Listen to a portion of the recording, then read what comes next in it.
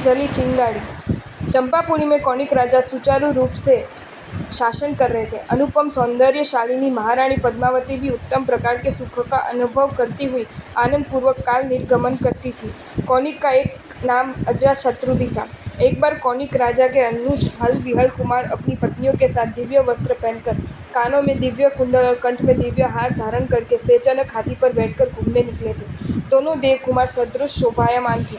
महारानी पद्मावती ने यह दृश्य देखा तो वह स्त्री सहज ईर्ष्या से जलने लगी। उसने सोचा कि राज्य का कार्य एवं प्रजाजनों की चिंता मेरे स्वामी करते हैं और राजाशाही ठाठ ये दोनों भोग रहे। उनका न है कोई चिंता न कोई उपाधि। ईर्ष्या से जलती हुई पद्मावती ने कौनिक राजा को उकसाते हुए कहा कि आप तो नाम मात्र से राजा हो, आपके पास कोई दिव्य संपत्ति नहीं है। राज्य की अनमोल धरोहर रूप से चनक हस्ती रत्न आपके राज दरबार में नहीं है। दिव्य कुंडल के बिना सभी अलंकार बेकार है। आप तो सिर्फ कहने को ठाकुर हो, सच्ची ठकुराई का मजा तो हल विहल ले रहे हैं। ये सुनकर कौनिक ने कहा कि प्रिय, हम एक ही माता की संतान हैं। मेरे अनुजों की दिव्य संपत्ति देखकर ईर्ष्या करना हमें शोभा नहीं देता है।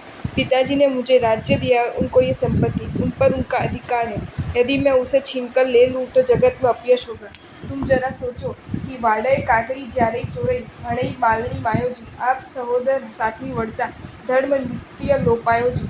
अर्थात जब वाड़ ही स्वयं ककड़ी चुराती है, माता ही जब अपने बच्चे का भक्षण करती है, तथा सहोदर भाई जब आपस में लड़ाई करते हैं, तब धर्म का सदा लोप होता है। मेरी संपत्ति उनकी है और उनकी संपत्ति मेरी है। सहोदर भाइयों के बीच ये मेरा ये तेरा ऐसा भेद नहीं होता है। ये सुनकर पद्मावती क्रुद्ध स्वरों में बोली, स्वामी, संसार तो यही कहता है कि जिसके जेब में दाम होता है वह धनवान कहलाता है। आपको आपके भाइयों पर इतना विश्वास है तो आप उनकी परीक्षा करने के लिए एक बार दिव्य वस्तुएं मांग कर देखो, तो पता चल जाएगी कि वे आपका कितना मान रखते हैं। कौनिक को उकसाने के लिए पद्मावती ने बार बार एक ही बात दोहराई कि राज्य की दिव्य संपत्ति पर राजा का अधिकार होता है। नित्कारों ने सच्ची कहा है, जस घर महिला मंत्रणु दुर्जन केरी सीख सज्जन साथी रूसणु त्रणेय मांगई भीख। अर्थात जिस घर में नारी की सलाह मंत्रणा से कार्य होता हो, जो दुर्जन की सीख को ग्रहण करता हो और जो सज्जनों के साथ रह सकता, उन तीनों की भीख मांगनी पड़े, ऐसी दुर्दशा होती है। पद्मावती रानी ने हट पकड़ ली कि कुछ भी करो, हार और हाथी मुझे चाहिए। आखिर महारानी का तीर निशाने पर लग गया। स्त्री हट के पास कौनिक राजा विवश हो गए। उन्होंने हल विहल कुमार को बुलाया और उनके पास दिव्य हार एवं गजरत्न की मांग की। दोनों कुमार इस मांग को सुनकर विस्मित हुए। दोनों सोचने लगे, ये तो अन्याय है। कौनिक राजा हमारे बड़े भाई और राज्य के मालिक हैं, फिर भी हमारे पास से हमारे हक की वस्तु को क्यों मांग रहे हैं। कुछ सोचकर दोनों ने कपट युक्त मीठे वचन से प्रत्युदय की, भ्राता, ये सब आपका ही है, आप मालिक हो, हम तो आपके सेवक हैं। ऐसा विश्वास दिलाकर दोनों अपने महल में आए। महल में आकर दोनों ने सोचा कि अब कौनिक राजा हमें यहाँ शांति से जीने नहीं देगा, इसलिए ये स्थान छोड़कर अन्यत्र चले जाना योग्य है। ऐसा सोचकर दोनों भाई अपना परिवार, दिव्य हार एवं हस्ती रत्न को लेकर चंपापड़ी से दूर विशाला नगरी में अपने नाना चेटक राजा के पास गए। चेटक राजा ने उनको आश्रय दिया। कौनिक राजा को जब ज्ञात हुआ कि हल वहल मेरे साथ कपट करते माना के घर पहुंच गए, तब उसको बहुत गुस्सा आया। पद्मावती ने भी मौका देकर ताना मारा कि महाराजा, आपके प्यारे भाई आपको कहे बिना सब कुछ लेकर चेटक राजा की शरण में क्यों चले गए। उन्होंने आपकी छोटी सी मांग भी पूरी नहीं की। सहोदर होते हुए भी वे कृतज्ञ हुए। ये सुनकर कौनिक राजा अत्यंत कोपायमान हुए। कौनिक ने एक पत्र लिखकर दूत को चेटक राजा के पास भेजा। पत्र में लिखा कि आपके लिए हम सभी कुमार एक समान होने चाहिए। हल विहल को आप वहाँ न रखकर शीघ्र मेरे हवाले कर दो, अन्यथा आप वडील के साथ युद्ध करना पड़ेगा। जैसे मकान में नीचे से ऊपर तक सभी जगह आग फैल जाती तब उसे बुझाना असंभव होता है, वैसे ही मेरा बलवान सुविशाल सैन्य विशाला नगरी को चारों ओर से घेर लेगा। हे नाना सा, आप सोए हुए शेर को क्यों जगा रहे हो? सामने चालकर काल राजा को न्योता क्यों दे रहे हो? याद रखना, मैं हार और हाथी लेकर ही रहूँगा। दिव्य कुंडल और दिव्य वस्त्र भी आपके पास नहीं रहने दूंगा, क्योंकि दिव्य और अनमोल वस्त्र अयोग्य और नीच स्थान में कदापि शोभा नहीं देती। कौए के कंठ में रत्नहार शोभा नहीं देता है, वृद्ध गाय को श्रृंगार कैसा। आपकी उम्र हो चुकी है, इसलिए मैं हाथ जोड़कर आपको विनती करता हूँ कि आप हल विहल को शीघ्र मुझे सौंप दें। हे विशाला नरेश, जैसे अग्नि में घास की भारी पलभर में भस्म हो जाती, वैसे आपके 18 देश के सभी राजा युद्ध में क्षण मात्र में नष्ट हो जाएंगे।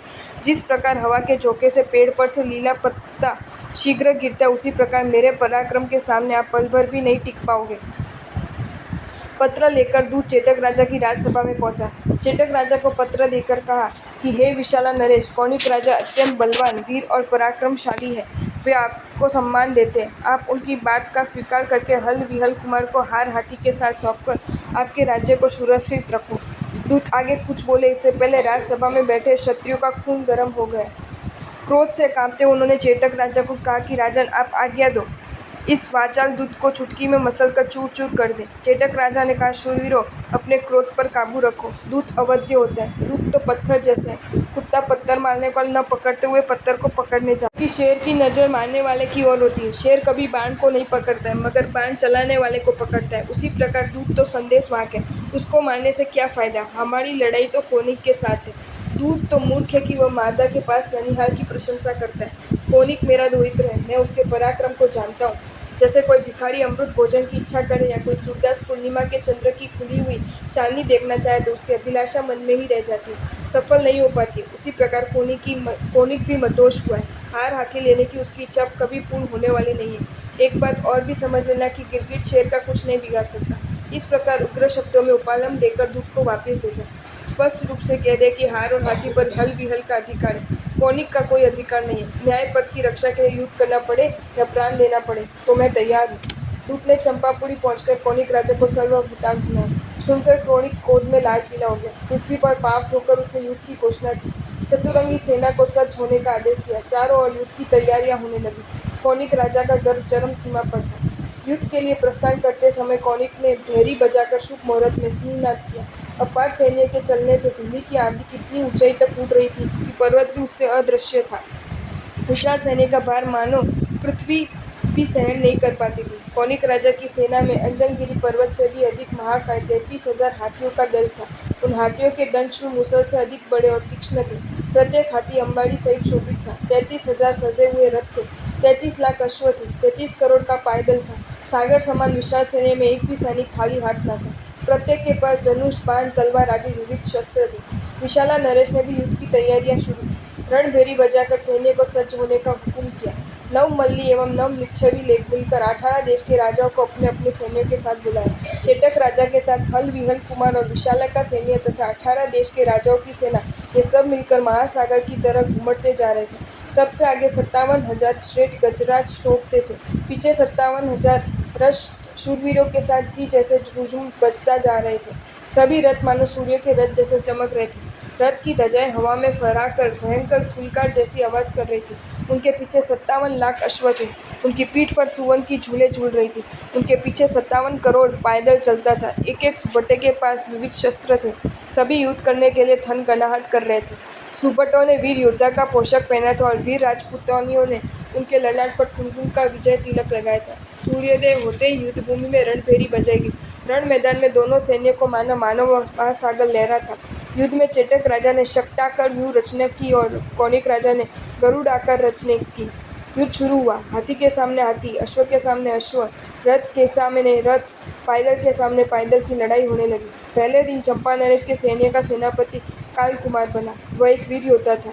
युद्ध भूमि में पहले दिन चेटक राजा और काल कुमार अपने सामने आ गए। काल कुमार ने चेटक राजा पर बाण का निशाना लगाया। इसका मुकाबला करते हुए चेटक राजा ने एक ही बाण चलाया जिससे काल कुमार मारा गया। चेटक राजा प्रभु महावीर के भक्त एवं शुद्ध संकीर्तधारी श्रावक थे। एक दिन में एक ही बाण चलाने की उनकी प्रतिज्ञा थी।